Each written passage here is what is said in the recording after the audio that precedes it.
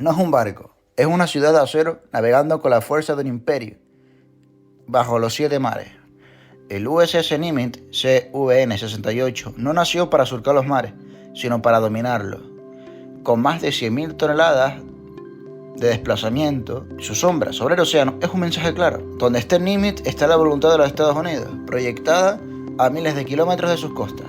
Bajo su cubierta blindada, un arsenal aéreo duerme, listo para despegar en segundos. Sus hélices, de casi 8 metros de diámetro y forjadas en una aleación de bronce o manganeso, arrancan el agua con la misma determinación con la que el reactor nuclear impulsa décadas de servicio sin repostar. No es solo ingeniería, es estrategia pura, convertida en un coloso que se redefine lo que significa el poder naval.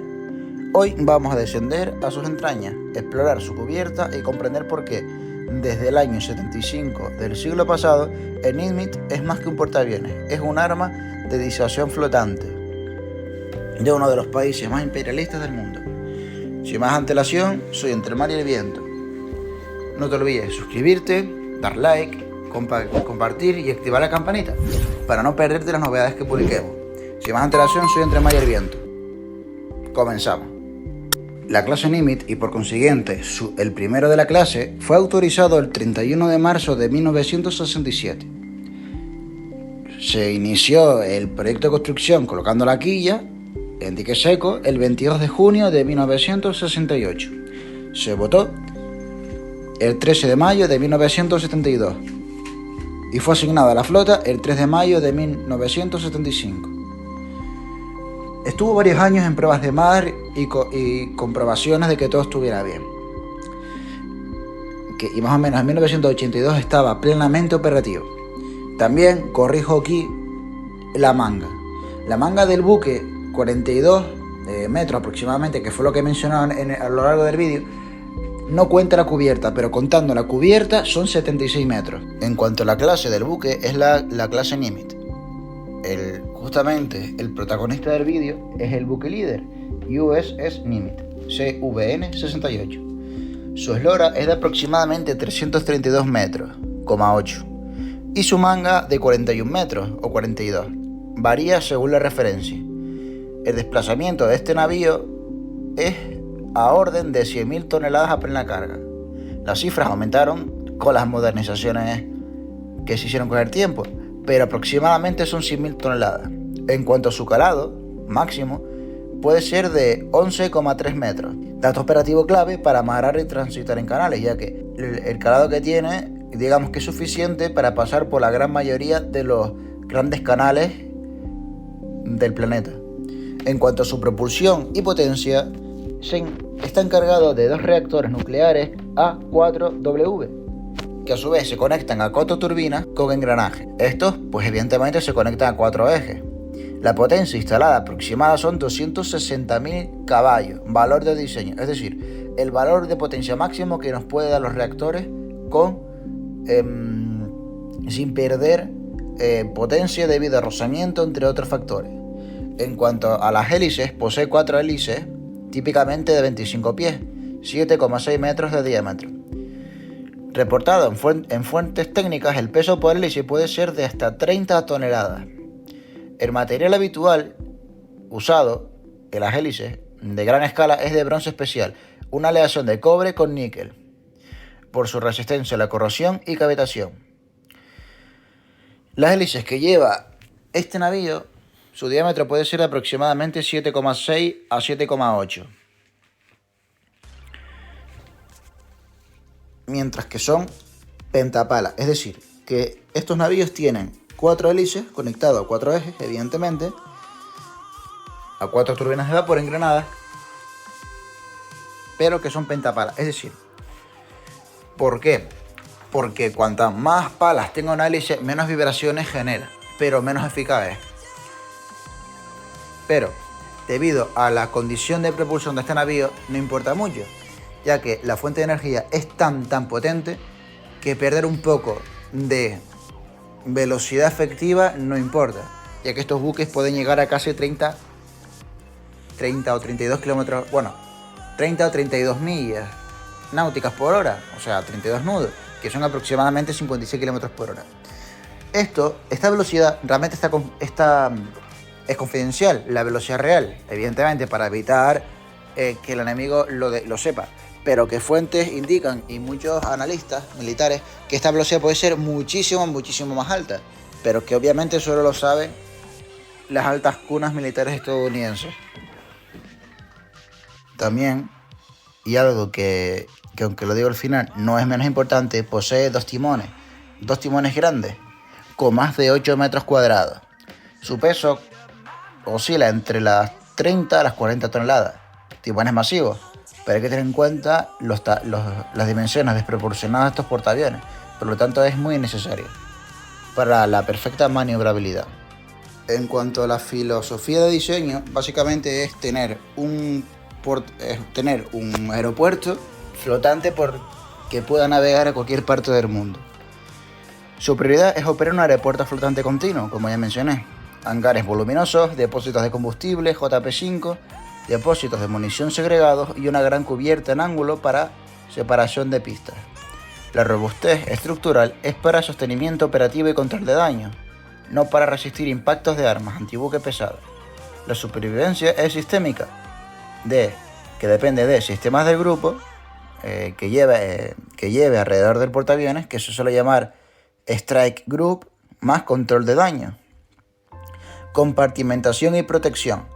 Tiene protecciones pasivas como puede ser blindajes localizados, Kevlar, blindajes sobre espacios vitales, por ejemplo los reactores nucleares, polvorines, etc. Compartimentación estanca. Sistema de control de daños distribuido, es decir, bombas de achique redundantes en varias partes del casco, separación de conductos, etc. Desde la arquitectura se priorizó la redundancia y mantenimiento rápido de sistemas críticos para evitar problemas en la hora de la verdad. También se pensó para tener hangares y elevadores. Hangares en cubierta con elevadores, típicamente 4, que mueven aeronaves y paletería. Rutas de municiones segregadas, islas de trabajo y búnkeres para bombas guiadas. Los elevadores tienen límite de carga y dimensiones que condicionan la mezcla de aparatos, es decir, el peso máximo que pueden soportar. Los elevadores son de 40.823 gramos. Más de ello, puedes bloquear la rampa elevadora o destruirla directamente. El portaaviones Nimitz CVN-68 tiene una tripulación aproximada de 3.200 personas. Además, cuenta con una fuerza aérea embarcada de alrededor de 2.480 personas.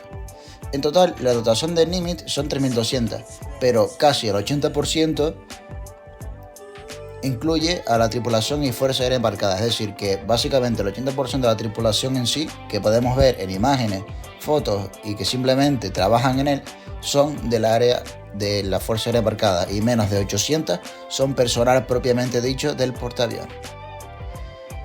Como ya mencioné anteriormente, la generación de vapor y la propulsión viene a cargo de la planta nuclear, de hecho de dos, que son los reactores A4W.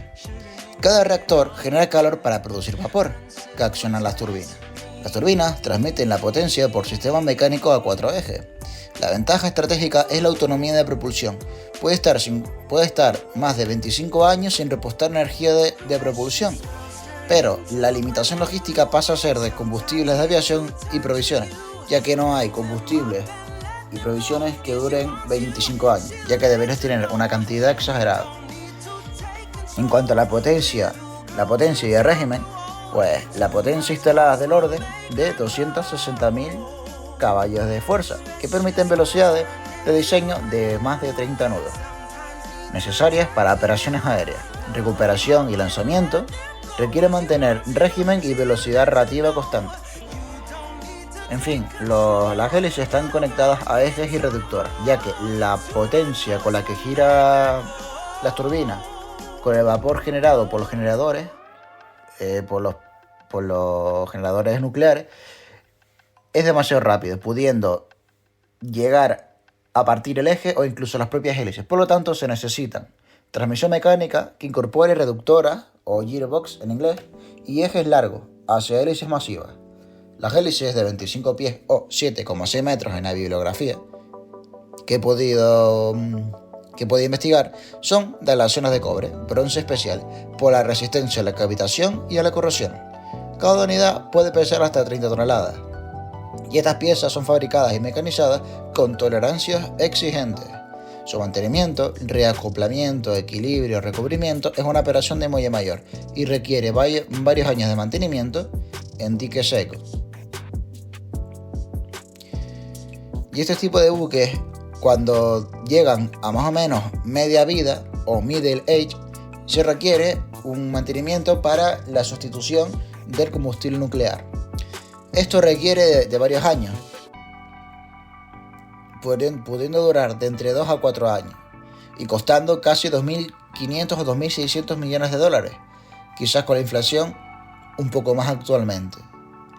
La planta generadora también genera gran cantidad de electricidad para cargas hoteleras, habitabilidad, sensores, C2, cines, centros comerciales, etc., gimnasios, etc. Y también, pues evidentemente, para sistemas de la cubierta, principalmente generación de vapor para las catapultas en el Nimitz y otro tipo de gases. El consumo de vapor de las catapultas condiciona el diseño del sistema de generación de vapor, ya que debe ser lo más eficiente posible para poder lanzar las aeronaves en poco más de 3 segundos, ya que este buque está preparado para lanzar 4 aviones por minuto. Una barbaridad. Este buque tiene unos aspectos hidrodinámicos críticos, por ejemplo, el diseño de la pala, el perfil de la pala, el paso de la hélice, que suelen ser pasos fijos, paso variable de root al tip, skew, que busca reducir cavitación y ruido en condiciones de mando rápido, acelerar o retroceder. El esfuerzo en la unión hub-eje es extremo y requiere inspección periódica. La eficiencia en crucero y la firma acústica relevante frente a ASW del enemigo depende mucho del diseño del tornillo y su ingeniería de diseño. Es decir, que un enemigo puede saber qué tipo de buque está viendo, aunque esté sumergido en un submarino, por la firma acústica de la propia hélice. Por lo tanto, esto es muy importante mantenerlo lo más discreto posible para confundir al enemigo pensando que está, por ejemplo, viendo un crucero cuando a lo mejor en realidad está viendo un superportaaviones. Esto es muy muy crítico. De ahí que, por ejemplo, cuando se lanza un buque se suele mostrar la proa y no se suele mostrar las hélices para evitar que el enemigo se haga una idea del perfil acústico. O los propios submarinos, que suelen ser botados con un cubrimiento en las hélices para que el enemigo no sepa a ciencia cierta qué tipo de hélice lleva, ya que básicamente podría ser la sentencia de muerte. En la actualidad, los portaaviones de Estados Unidos, principalmente, que son los más grandes del mundo, juegan un papel más ceremonial para firmar ciertos acuerdos, para realizar ciertas actividades, ya sea para los presidentes como para gente importante, para una festividad en concreto de ellos, etcétera, etcétera. También juega un papel humanitario, ya que en los diferentes acontecimientos que han ocurrido al principio del siglo XXI y durante toda su vida han ayudado. Por ejemplo, en los terremotos que han habido en el Pacífico al principio del siglo XXI. Ellos estuvieron allí para dar apoyo. También en la guerra siria, terremoto de Turquía, entre otros. Ya que actualmente la filosofía para la cual se construyeron ha quedado obsoleto, ya que principalmente era para contrarrestar el Pacto de Varsovia. Ya no existe. Y la URSS tampoco. Por lo tanto, incluso ya no solo es la población americana que consideran que es un gasto innecesario de recursos y son portaaviones demasiado grandes, sino también muchos incluso militares se están planteando realmente si actualmente siguen haciendo falta 10 superportaaviones, ya que aunque hay amenazas como la china y como la rusa ya no tanto, debido a que dejó de ser una gran amenaza desde que cayó la Unión Soviética. China puede ser una amenaza, sí, pero de momento tampoco tiene filosofías de hacer superportaaviones, debido a que no necesita. Por lo tanto, básicamente son mastodontes en la mar que sirven más como disuasión, principalmente por el número de la embarcada, que pueden llevar hasta 90. 90 a la embarcada puede ser incluso más que casi todas las fuerzas aéreas del mundo, ya que casi ningún país tiene 90 aeronaves, quitando las potencias occidentales y algunas superpotencias asiáticas, como China, por ejemplo, o los rusos. Respecto a las tecnologías de lanzamiento encubierta de aeronaves, tiene diferentes secuencias de lanzamiento y recuperación, B-roll.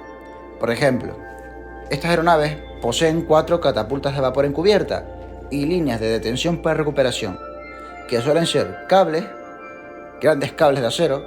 La clase Nimitz principalmente tiene 4 y las últimas de la clase, los 2 o 3 últimos, suelen tener 3, ya que el cuarto lo consideran innecesario. Es un cable de acero para cual es conectado con un gancho que tiene los cazas en la cola, o las aeronaves que lleven los portaaviones tienen un gancho en la cola que conectan ese cable. Ese cable está conectado a un sistema hidráulico, la cual va eliminando la energía cinética del avión, una vez conecta el cable, por supuesto, suavemente, para evitar romper la aeronave o dañar la cubierta de este buque. Y un sistema de control robusto, ya que las catapultas demandan grandes volúmenes de vapor, ya que normalmente suelen disparar gran cantidad en pocos segundos, de ahí la fuerza de aceleración. Principalmente pasan las aeronaves de 0 a 275 km por hora, que es una velocidad a la cual ya genera sustentación suficiente para poder despegar en menos de 3 segundos, una barbaridad. Por ello, todos los procedimientos están altamente coreografiados para minimizar tiempos en la rampa y reducir riesgos innecesarios. En cuanto a la tasa operativa, en condiciones óptimas, la tasa de despegue puede mantener decenas de operaciones por hora. La cifra exacta depende de la mezcla de los tipos de aeronaves, F-18, F-35C o E-2D. Principalmente suelen ser 4 despegues por minuto, independientemente del tipo de aeronave. Por lo tanto, pueden ser a casi entre 100 y pico, 200 despegues por hora en el momento óptimo. Lo normal es que no sean tantos, pero el avión tiene capacidad para ello.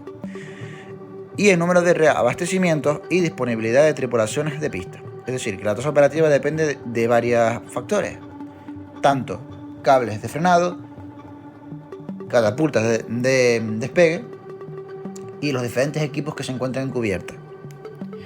Las limitaciones tecnológicas.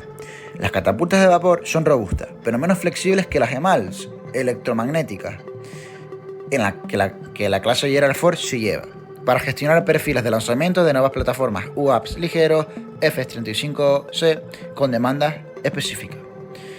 Migrar a EMALS en un casco Nimitz supone cambios y coste elevado, es decir, que esto es improbable debido a que gran parte de la clase Nimitz está llegando ya a su final de vida operativa.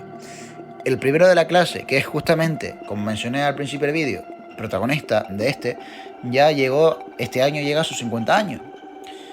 Por lo tanto, ya se está planteando su desguace. ¿Por qué? Porque los portaaviones americanos están pensados para durar 50 años. ¿De momento queda clase Nimitz por un rato? Sí, ya que los 3 últimos no llegan todavía a los 40 años. De hecho, el último de la clase, que fue votado en 2006, todavía tiene rato hasta para 2056. Así que van a haber varios Nimitz hasta la década de los 50 del siglo XXI. Va para rato. Pero, en contraparte, aunque los EMAL son más eficientes y ocupan menos espacio en cubierta y por tanto reducen peso y aumentan espacios para otros puntos, ya sea acumulación de combustible o para llevar más aviones, es menos eficaz contra las guerras electrónicas, ya que al depender de un sistema de bobinas e imanes para generar la velocidad para despegar, pues con un ataque bien coordinado, que es bastante improbable y bastante complicado que suceda, pero puede suceder, puedes deshabilitar completamente la rampa de lanzamiento. Por lo tanto, ahí estás perdiendo una ala embarcada primordial en caso de conflicto en esas aeronaves. Evidentemente llevan un sistema de defensa contra ataques electrónicos, pero por ello, aunque las catapultas de vapor son, digamos, más barrocas y más antiguas, perfectamente son invulnerables a estos sistemas. Por lo tanto, aunque te dan un ataque electromagnético, puedes perder equipamientos, radares, sí, un montón de cosas, pero no pierdes la capacidad de lanzamiento de aeronaves. Ya entramos en plato importante. Hablaremos sobre las alas embarcadas que lleva pues esta clase de portaaviones. La capacidad máxima teórica son de entre 85 a 90 aeronaves. Varía por épocas y configuración de misión. Número práctico operativo típico es alrededor de entre 60 y 75 en despliegues modernos. ¿Por qué? Porque evidentemente los 90 aeronaves teóricas son los F-18.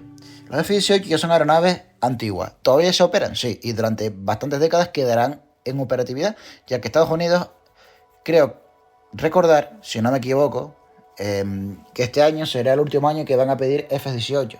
Pero claro, de nueva fabricación. Por lo tanto, se han fabricado hasta básicamente 2025. Por lo tanto, todavía quedan hasta casi 2075 alguna versión de los F-18 en servicio, porque las aeronaves, los casos también están pensados para durar 50 años, ya sean los que están en tierra o los que están embarcados.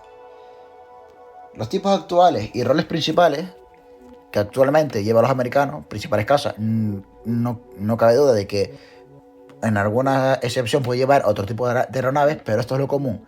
FA-18EF Super Hornet, casa multirol y plataforma de ataque. Es el núcleo del ala embarcada actualmente de los americanos. El EA-18G Growler, que son aeronaves pensadas para guerra electrónica y supresión de defensas enemigas. SEAD-EA. El F-35C Lightning II, variante embarcada stealth del F-35. Y tiene un creciente papel en penetración y bombardeo de precisión.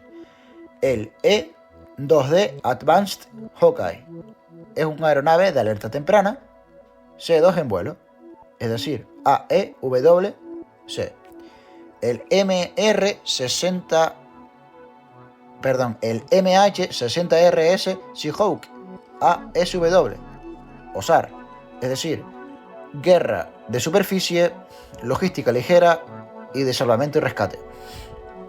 También puede llevar el CMW-22B Osprey, reemplazo del C2 Greyhound para COD en la US Navy. El C2 Greyhound hasta su retirada era de transporte y logística entre base y buque. Un transbordador toda la vida, vaya. El MQ-25 Stingray, que son drones de reabastecimiento aéreo, en introducción en la flota actualmente. Y la composición típica de un carrier son el Airwing CVW de 2-3 escuadrones de Super Hornet, uno de Growler, uno o dos de E-2D, uno de helicópteros embarcados y un escuadrón COD. Y mixes sujetos a doctrinas y amenazas, es decir, una mezcla entre diferentes tipos de aeronaves dependiendo de la doctrina y amenaza naval y terrestre, evidentemente, que se encuentren en cada momento. Las limitaciones del sostenimiento aéreo es debido a la tasa de sortida sostenida, que viene marcada por los stocks de JP5, munición guiada, y piezas de reabastecimiento. Sin reabastecimiento, la salida por hora cae rápidamente. Esto en Estados Unidos es poco probable, ya que la nación americana tiene una gran cantidad de recursos en su propio territorio. Por lo tanto, si caen las exportaciones, sube los precios, sí, pero no dejan de tener suministro constante de casi todos los materiales necesarios para el mantenimiento de estas aeronaves. En cuanto al armamento defensivo, posee diferentes tipos de materiales y herramientas. Principalmente, por ejemplo, tiene cadena de sensores, radares de vigilancia aérea y superficie embarcados, sistema ESM y ESM, con enlace táctico con escoltas, Aegis, SM, 2 SM-6 en destructores o cruceros, y apoyo de AEW, los E-2D, para extender la conciencia situacional. En el portaaviones es un nodo C2 central en el CSG. En cuanto a la guerra electrónica, el ala embarcada cuenta con capacidades ofensivas y defensivas, EA platforms y sistemas de supresión o engañamiento. Crítica técnica. La conciencia situacional es tan buena como la integración y los enlaces con escolta. Sin esta red, la vulnerabilidad a misiles de largo alcance y ataques desde fuera de la burbuja defensiva aumentan. pudiendo haber opción a que un enemigo pudiera atacar sigilosamente sin que se den cuenta y a lo mejor no hundirlo, pero dañarlo suficiente como para dejarlo fuera de combate. En cuanto a armamento defensivo, nos meteremos ahora con el armamento en sí. Anteriormente hemos hablado de sensores, ahora hablamos del caballo de Troya. Toma a sistemas CIWS y lanzadores, es decir, que son la línea de defensa de punto y cercana. Los MK-29 VLS para RIM 7, Sea Sparrow, o los RIM 162 ESSM, número variable entre 2 a 3 lanzadores según las modernizaciones. El Phalanx CIWS 20 mm Gatling, que se encuentran en varios emplazamientos para defensa de puntos contra misiles y UAVs. 3-4 en la clase, número variable, es decir, que son unas ametralladoras que pueden disparar más de 5000 balas por minuto para defenderse evidentemente de diferentes tipos de misiles y vehículos controlados remotamente, o sea, los drones. SeaRAM RIM 116 Rolling Airframe misil integrados en lugares donde reemplazó o complementó a Phalanx en modernizaciones. Presenta capacidad de reacción contra misiles de aproximación. El MK-36 CRB o C, Chaff Flares, Decoy Launchers, que son básicamente señuelos para engañar sensores y cabezas de guerra guiadas. También tiene los AN-SLQ-26 Nixie, sistema remolcado de engaño contra torpedos, y sistema SSTDS de defensa contra torpedos. En cuanto a rol doctrinar, estos sistemas son la última línea de defensa.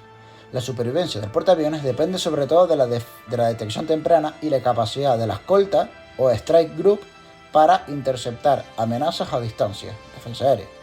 Es decir, que aunque tiene estos sistemas de defensa, lo normal es no emplearlos, es decir, están como un rol complementario, están activos por precaución, pero lo normal es que el grupo de escolta, que principalmente suelen ser entre 1 o 2 submarinos nucleares, que suelen ir con el portaaviones, de creo que es 3 a 5 cruceros y casi 5 o 6 destructores. Por lo tanto, estos navíos de superficie suelen tener la suficiente capacidad para poder repeler un ataque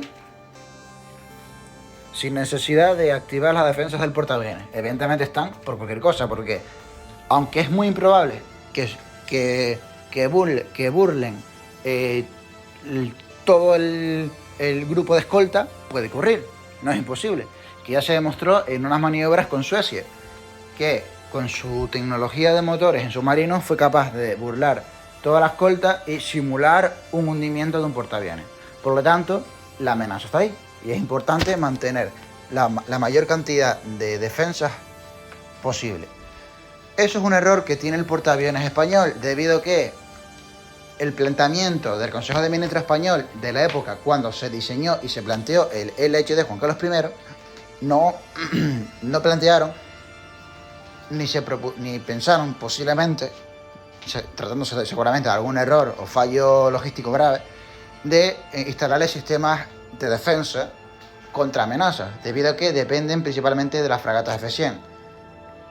Suele llevar 3, pero claro, a fin de cuentas es un buque bastante jugoso para un ataque en una posible guerra. Por lo tanto, un portaaviones sin defensa es como un caballero sin su escudo ni su espada. No puede hacer nada. Ahora hablaremos de algo menos militar y hablaremos un poco de cómo es la vida a bordo. Es decir, es una ciudad flotante, como ya mencioné, teniendo un portaaviones norteamericano, incluso casi más variedad, y pueden llegar a ser más grandes que incluso muchos pueblos, aldeas y pequeñas ciudades que se encuentran en todos los rincones del mundo. O sea, que es una magnitud considerable y es impresionante ver un buque de estos cercano.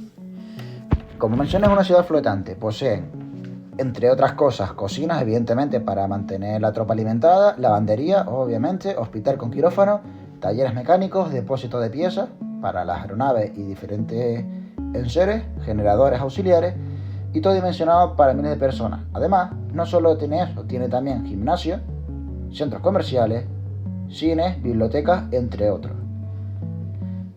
Por lo tanto, básicamente es una ciudad flotante, nunca mejor dicho, o sea, por la gran cantidad de recursos que tiene a disposición de la tropa y la marinería. Posiblemente hay más cosas que no he mencionado, debido a que no he encontrado información sobre ello. El tema de los suministros puede ser crítico. ¿Por qué? Porque aunque la propulsión es ilimitada durante básicamente 25 años, ya que a media vida sí o sí deben sustituir el combustible nuclear y revisar los reactores y realizar un mantenimiento exhaustivo, el combustible de la aviación JP-5 es limitada, igual que las municiones, suministros médicos y repuestos, por lo que limita la permanencia operativa sin reabastecimiento. La logística se realiza con buques de aprovisionamiento y reabastecimiento vertical, es decir, no solo puedes reabastecer con buques, que es lo normal o lo más común, sino también, por ejemplo, con los V-22 Osprey Elo, es decir, que pueden venirte varios helicópteros o varias aeronaves de despegue vertical con gran carga y simplemente aterrizan en los portaaviones, descargan el material, vuelven a irse y repiten el proceso tantas veces como sea necesario. También ahora hablaremos un poco del ciclo de vida de estos acorazados, de estos portaaviones, como ya he mencionado. Que bueno, que con el blindaje que tienen se pueden considerar acorazados sin necesidad de los cañones. En cuanto al ciclo de vida, se lo denomina en inglés en las siglas RCOH y modernización. El RCOH es Refueling and Complex Overhaul. Es el evento de mitad de vida que he mencionado varias veces durante el vídeo. Aproximadamente suele ocurrir 23 años desde la entrada en servicio, que incluye recarga de combustible nuclear, un gran paquete de modernización y reparaciones estructurales.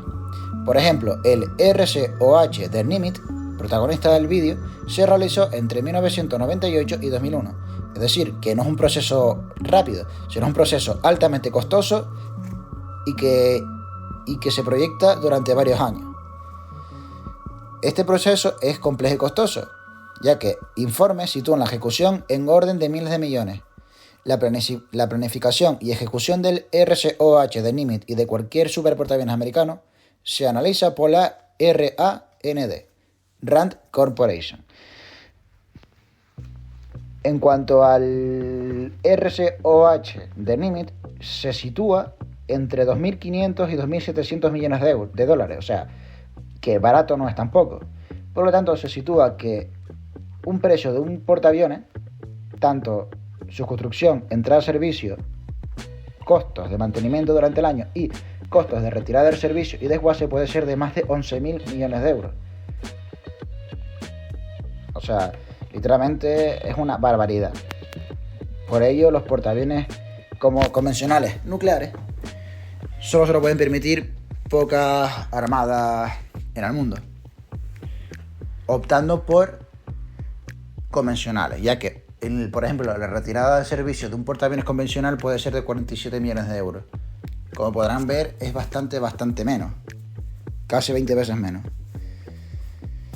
Al final, el RCOH tiene un impacto operativo determinante para la disponibilidad de la flota.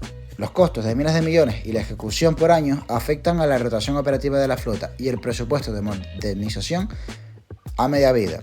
Es decir, por ello Estados Unidos tiene un riesgo de perder la operatividad de gran parte de sus portaaviones, debido a que es un costo bastante grande y tardan bastantes años. Estados Unidos no tiene suficientes astilleros para realizar varias de estas actividades de una sola vez, debido a que solo creo que tienen uno, donde pueden caber este tipo de portaaviones. Y encima la amenaza de países como China y Rusia, principalmente los chinos, ya que tienen mayor capacidad de construcción de aeronaves, preocupan a los americanos. Por ello intentan prolongar el máximo tiempo posible este mantenimiento para tener la mayor capacidad naval posible, aunque China acaba de superar el número de buques de superficie de los americanos. Por ello, modernizar una plataforma de décadas es una operación de compromiso, ya que tienen que ser mejoras puntuales como sensores, RAM, integración de UAPs pueden alargar la relevancia de este navío, pero la arquitectura básica, por ejemplo, catapultas de vapor, imponen límites físicos a la adopción rápida de nuevas tecnologías. Es decir, que cualquier dispositivo, vehículo o armamentos que se requieran para este portaaviones deben ser adaptados a él. Es decir, por muchas nuevas tecnologías que hayan, por ejemplo, las aeronaves deben adaptarse a las catapultas de vapor. Por lo tanto, tampoco pueden ser muy grandes, debido también al espacio limitado que tienen en un portaaviones y debido a la forma de lanzamiento de esto. Es decir, en resumen, los despliegues han sido relevantes, participando en diferentes ejercicios multinacionales como el RIMPAC, escolta de crisis, operaciones en Oriente Medio, en Asia, etc. El NIMIT ha sido plataforma de presencia y proyección desde su comisión, con cambios de home port, o sea, puerto base, tras su, modernización a media vida. A pesar del tamaño colosal que tiene unas vulnerabilidades, hay unas amenazas emergentes y debates doctrinales respecto a los superportaaviones. Las vulnerabilidades principales son que depende de escoltas y sensores externos para defensa de área, principalmente, aunque no totalmente. Y tiene una gran huella logística, ya que al final se requiere un gran presupuesto y una pequeña flotilla que acompaña a este coloso. Por lo tanto, ya no solo el gasto de despliegue del portaaviones, sino también el gasto de los demás buques que lo escoltan. También, por ello, deja una gran huella logística y eso lo expone frente a misiles antibuques de largo alcance, ya que es un objetivo jugoso. A sistemas hipersónicos y guerra cibernética, C2. Ya que Rusia actualmente tiene misiles hipersónicos que burlan con total impunidad y con facilidad los sistemas antimisiles americanos, ya que son capaces de modificar su rumbo en medio del aire. Un golpe exitoso de misiles modernos en la zona crítica puede degradar severamente la capacidad de proyección. Es decir, se resume en lo siguiente, que los misiles modernos, con que le den un golpe de gracia al portaaviones, pueden acabar hundiéndolo o dejándolo fuera de combate temporal o incluso permanentemente. También hay un debate estratégico. ¿Se debe invertir en superportaaviones y reforzar su proyección con los costos que conlleva, o desplazar las inversiones a esquemas dispersos, drones, pequeños buques y disuasión distribuida? La respuesta práctica actualmente es híbrida, ya que Estados Unidos quiere mantener la capacidad de portaaviones, pero adaptarlos a doctrinas y escoltas y acelerar la integración de UAVs de reabastecimiento y reconocimiento, como el MQ-25, en sensores distribuidos, etc., para mitigar riesgos. Es decir, que Estados Unidos es consciente del cambio doctrinal de la guerra. Por tanto, quiere hacer una guerra mixta. Usar los portaaviones ya no tanto para aeronaves, sino hacer una mezcla entre aeronaves pilotadas y las remotamente pilotadas,